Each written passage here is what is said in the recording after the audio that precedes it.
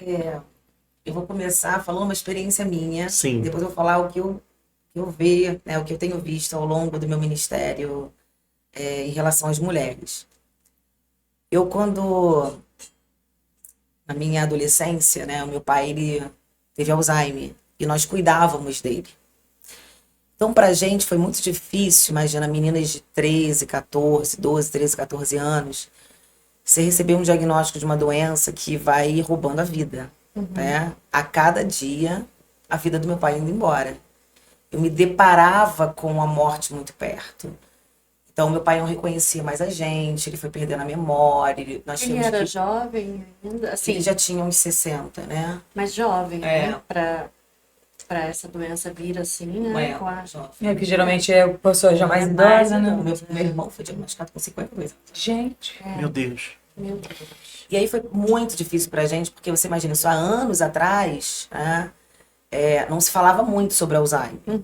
Então, era uma coisa muito nova. E aí tivemos que cuidar do meu pai, dava banho. Pra gente foi muito difícil, aquele homem muito forte, né? Meu pai, empresário, enfim, um homem muito forte, muito, muito independente. E à medida que eu via meu pai ali, né? Só tinha o corpo físico, mas a memória indo embora, a gente tendo que cuidar, ele dependendo da gente o tempo todo, eu vivi muito a presença do pai, da paternidade de Deus. A vida ia roubando a minha paternidade terrena, mas eu senti muito Deus nos abraçando, a mim e minhas irmãs. Eu costumo falar com meus filhos, mais do que você conhecer as escrituras, você precisa ter uma experiência com Deus. Porque a experiência, nossa, você sabe que Deus marcou você, Deus esteve ali. Você viveu Deus, você experimentou Deus.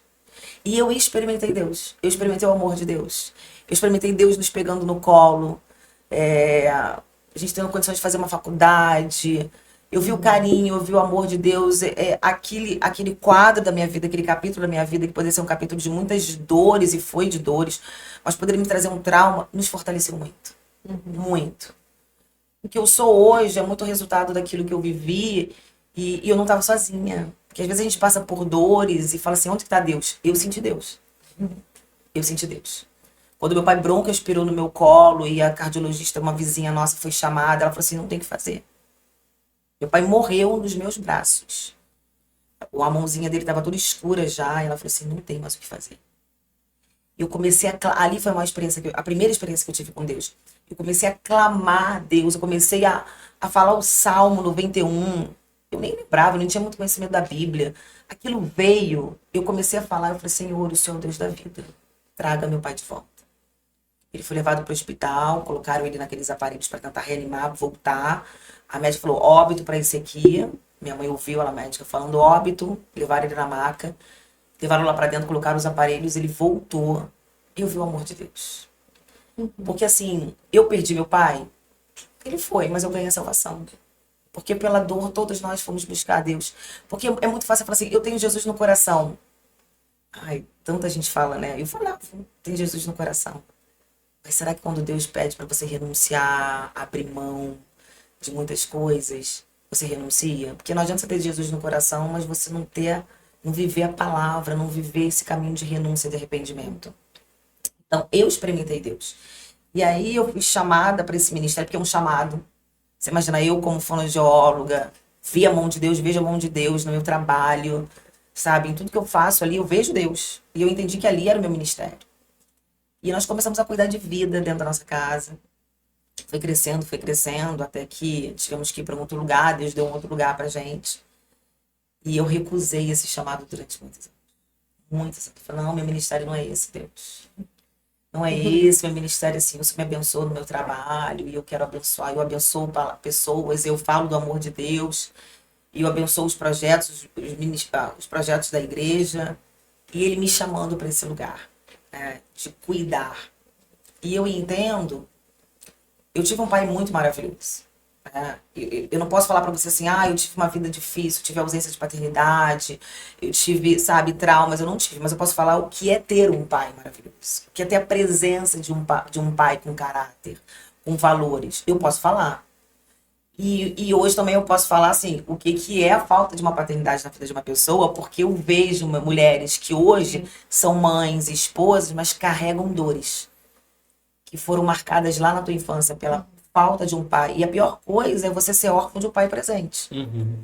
Porque muitas mulheres às vezes não têm a ausência do pai, mas tem a presença física, mas não tem uma direção, porque o pai é aquele que dá destino, o pai é aquele que protege, Isso. o pai é aquele que dá limite.